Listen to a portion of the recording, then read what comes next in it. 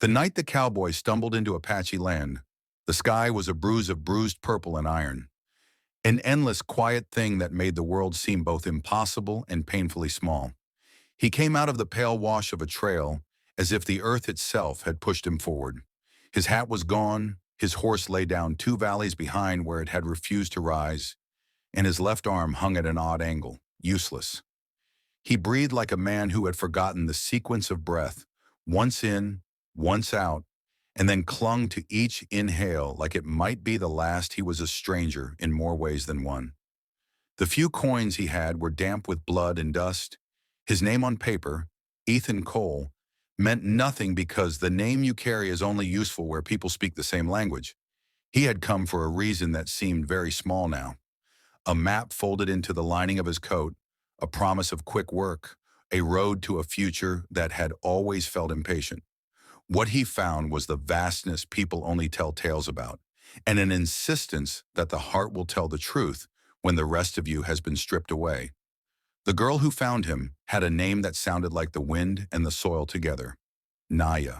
She moved through the night like a thought, careful, precise, aware of the sound her feet made, the way a twig snapped, the way his breath hitched.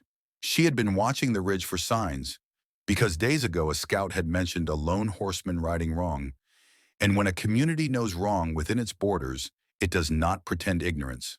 The elders had said nothing, only watched the clouds and made small offerings at the first star. Naya could not sleep with the idea of someone bleeding in the scrub.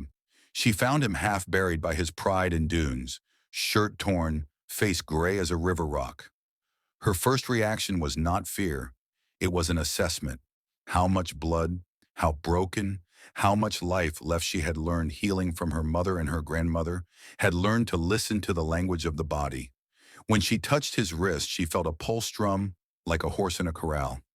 He was alive, and that was a choice that could be changed. He opened his eyes and saw the moon in the shape of her face. For a moment he thought she might be a mirage, something to fill the ache of fading, until her fingers warmed his forehead and he tasted the copper of his own fear. "Who are you?" he asked, each syllable an exhale of sand. "Naya," she said. Her voice was steady. It wasn't the word they taught the outsiders in their language. She used the common one between the two worlds, picked up from traders in curiosity and necessity. She did not ask why he was here. Not at first. You could sit in a field of questions until the vultures came. Instead, she knelt and pulled her scarf from the small pack at her hip and wrapped his arm with practiced hands. He watched her, as if watching the future change shape. "You shouldn't," he said. The thought behind it was not about danger from him. Ethan had spent a life ensuring he was the kind of man people feared. No, the warning was about her. There were lines drawn in that land, old and deep, and a cavalry of consequences for crossing them could come in ways that break more than bodies. Naya smiled, and it was small but not naive. "Maybe," she said, "but the land does not ask a girl for permission to hurt. I won't ask permission to help. There were rules here that had nothing to do with law books. Do no harm to your people, protect the elders, speak only when it is time. There were also rules that the elders would not put in lists because they were raw, human things. Do not bring the danger of strangers into your home."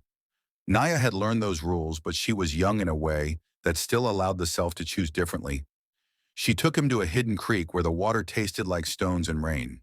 She made a fire with twigs and bone, and when he woke, he saw a bandage on his arm and the red sky of dawn bleeding softly. The heat of the fire pulled him toward stories he had told himself in the dark. Get well, ride out, find the job, forget the dust. He tried to move and pain laced his voice. "Don't," Naya said, placing her palm on his chest to ward him still. "You will go where you must go later. Now you are under our roof." "Your roof?" He tried to chew the words into familiarity. "You'll be punished. Your people. They will question me," she said quietly, and because she had chosen honesty, her voice held no tearing apology. "But I know what it means to have no one to bring water." It was the sort of answer that made Ethan suspect the world was softer than his life had declared. He found himself telling her about a map he had, and coins he had, and a job that had gone wrong. about a promise to his sister that he would come back with something more solid than regret. He did not tell her everything. Whoever he had been before had made enemies careful and small. But what he revealed was enough to be human. A brother, a debt, a wrong turn. Naya listened like a river listens to rain. She straightened the bandage with a tender focus that could have been mistaken for flirtation if it had not been folded over a bedrock of determination. She asked him mundane things to weave conversation into the hours. The name of his horse, the sting of his scars, whether he had ever seen snow. He answered because the human voice, when held in the dark, wants to confide. Days passed. Naya brought him roots and boiled tea and listened to the creek tell stories against rocks. The elders watched from the edge of tradition. There is a rite, older than any of them, where hospitality is measured against survival and the whispers of the tribe. Naya had broken that rite by her hands and her generosity. She had invited a stranger under the sky of their ancestors and tended to him as if he were a kin lost from the story. Some in the community judged her, not because her act was wrong in principle, but because they could see the net of consequence tightening like a noose. A trader's camp had been raided some seasons before, and blood had been paid. The memory made people cautious. Ethan, for his part, watched Naya move among the people with the same interest a man has for unfamiliar customs. Fascinated, respectful, and clumsy. He learned words he had never known, recipes for survival, names of constellations he had only ever read on cheap maps. In return, he taught a boy how to carve a horse from a scrap of wood and taught an elder to mend a saddle with a stitch that would outlast both of them. The edges of their lives softened. The twist came on a morning when the hawks drew circles and the sky felt like a fist of light. A patrol of men from beyond the hills, men with uniforms that had the clean crease of law, swept down into the valley with the kind of certainty that made even the air seem nervous. They were looking for cattle rustlers, the commander said. Perhaps, he added, they were looking for more. Their eyes moved like searchlights, judging everything with the sour assumption of guilt. Ethan's heart clenched. He had, in a life half-lived, known suspicion from men who had a badge and used it as excuse. And somewhere in his pack was the map, the reason he had ventured off the safe road. In a world that loves to equate a face with a fate, an unknown man could be the fuse. The patrol stopped where the tracks met the creek. A boy from Naya's family had been picking berries and saw them. He ran, big and breathless, to tell. The elders gathered silently, like coyotes listening to the wind. There could be 1,000 lies in an hour if the wrong men asked the wrong questions. Naya made a choice that no council had the power to erase. She decided to claim Ethan as kin in plain, unforgiving language. She stepped in front of the men with a kind of steady courage that felt larger than the girl's small shoulders. He is under our protection, she told them.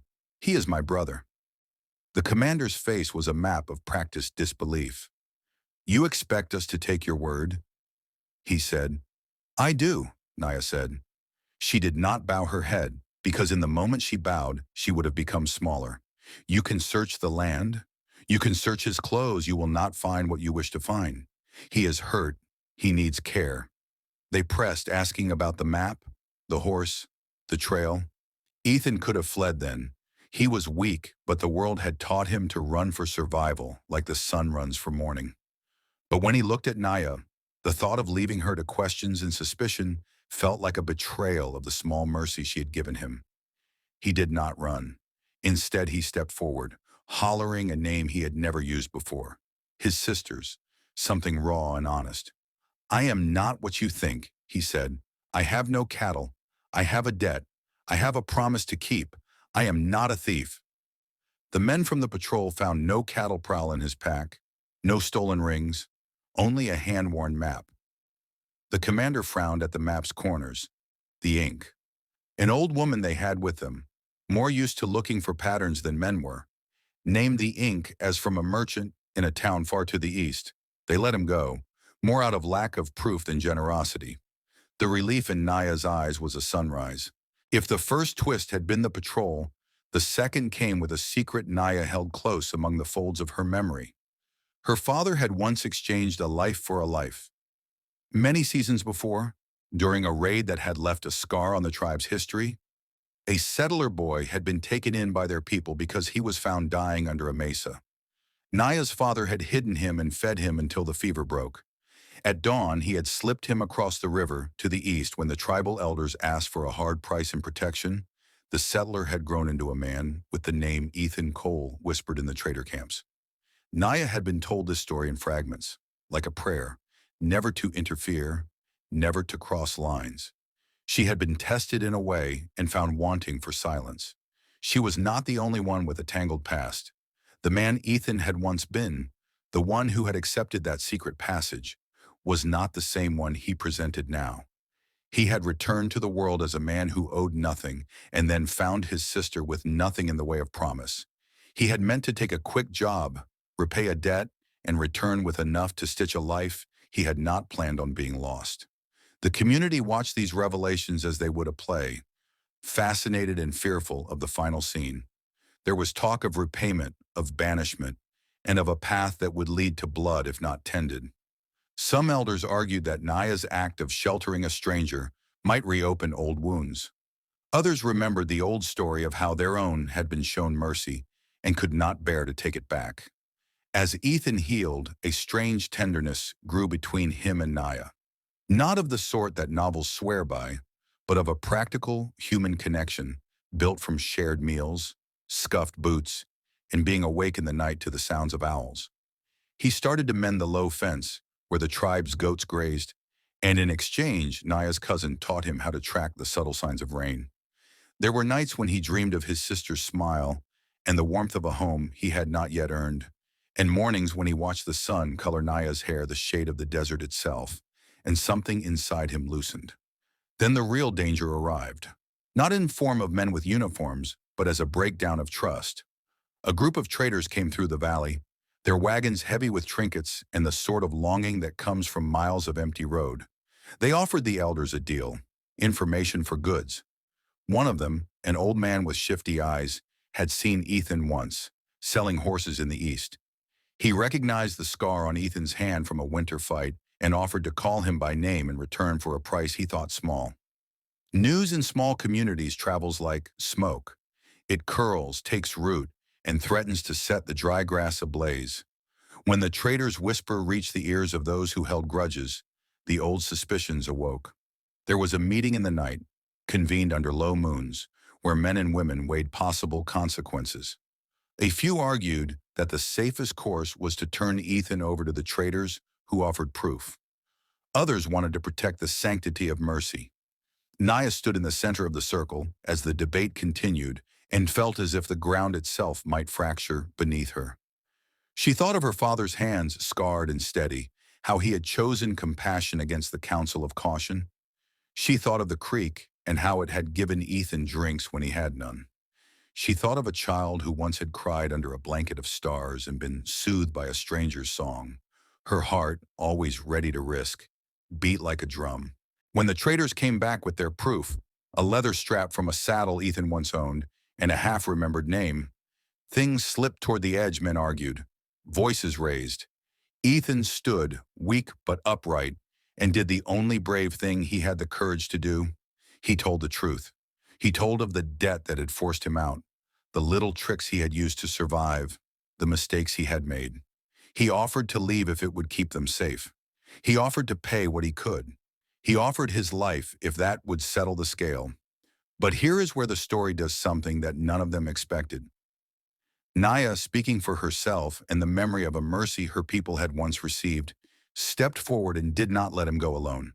She took his hand where the bandage covered the bones, and she said in a voice so steady it made the trader's words sound like stones thrown into a far river.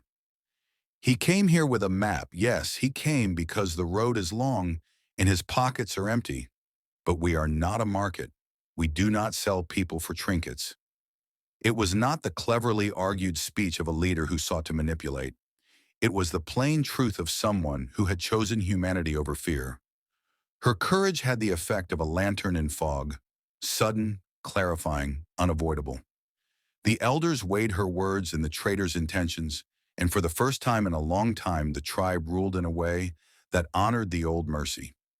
They decided that Ethan would not be handed over, But neither would he stay as a ward without purpose.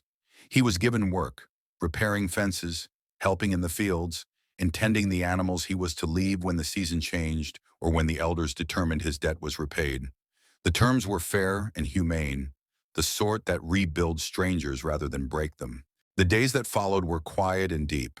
Ethan worked with hands that had once only known the pull of a gun and learned the rhythm of a community. He learned to plant corn in the shallow dark and watch it unfurl into green like a prayer. He sat each night as stories were told, some about long journeys, others about small kindnesses that altered life's course. When his sister's letter finally arrived in a trade pouch, carried by a man who had once traded beads in the town east, Ethan read it and wept. Not from sorrow but gratitude. She had found work. She was alive. The world was not all razor and ruin. He had something to bring her now besides stale promises. He had a changed heart and a place to stand love if it ever arrived between Naya and Ethan, did so as a slow bloom rather than a sudden fever. It came from evenings when they sat by the fire and their hands brushed, and from mornings when Ethan would catch Naya teaching a child to whittle and realize he wanted to be the kind of man who made those mornings possible. He wanted to be someone who carried less hurt and more repair. Naya wanted to be someone who could trust the weather of another person's soul. Their feelings were not dramatic so much as inevitable. Two humans who had been broken and chosen to make new shapes of themselves. It is worth saying that love, when sewn with respect, makes a durable garment. There was a final test. A band of men, not traitors this time, but outlaws who had lost more than horses, a pride they could not swallow, came to raid the valley during a moonless night. They were looking for supplies and retribution against those they claimed had wronged them once. The tribe had to make a stand, not because it liked violence, but because survival demanded readiness. Men sharpened blades, women organized supplies, children were sent to the hollows where they would be safe. Ethan was given a post at the ridge because his knowledge of the outer roads could warn them of coming danger. Naya stood beside him, a small figure under the stars. And for the first time, the world seemed so precarious that even promises felt thin. The outlaws moved like shadows, and the night bristled with tension. Then the skirmish began, quick, fierce, a dance of fear and courage. Ethan saw a man, younger than he had imagined, take aim and find Naya in the path of his sorrow. Time folded in around Ethan like a hand. He rushed forward without thinking of consequence, or consequence became unimportant. Because in the instant, a person you love stands on the edge of harm, every other calculation fades. He threw himself between the bullet and Naya. He took the blow, and it landed in his shoulder, dragging a cry from him that tasted like iron. The world thinned, and for a heartbeat his life could have spilled like water. Naya cradled him on the ground, hands steady though her heart tore, and the fight and the noise blurred into a background hum. The tribe fought with a ferocity born from necessity and won, scattering the outlaws into the dark like ragged crows. But the victory was paid for by blood. They took Ethan to the elder's tent where warm hands moved over his wound. The elders mumbled old heel song, and the invitation to death that had lived in his chest waned. Naya leaned over him, and in the dim light she laughed, then cried, then laughed again. Sounds that were a prayer and a promise. "You stubborn man," she said, pressing her forehead to his. "You choose the wrong path first and the right one last." He smiled because even in pain there's room for the smallest mercy. "I only did what I had learned," he said, "which is to follow whatever light is in front of me." She looked at him the way one looks at a future that has finally decided to be kind.